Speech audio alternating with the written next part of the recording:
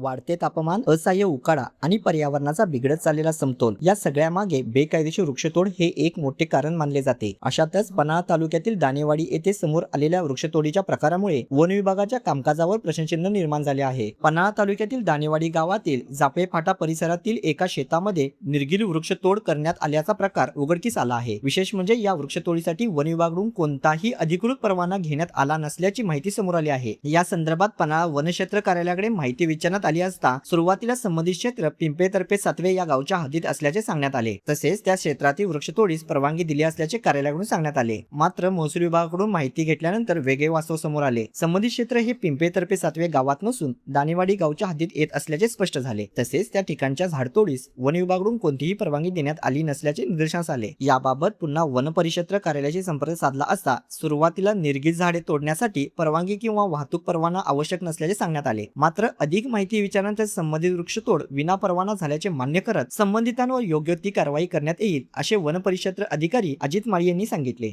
दाणेवाडी येथील गट नंबर 251 मध्ये निलगिरी या वृक्षाची अवैध वृक्षतोड झाल्याचे निदर्शनास आलेले आहे। तर त्यांनी या कार्यालयाकडून कोणतीही परमिशन न घेता वृक्षतोड केलेली आहे।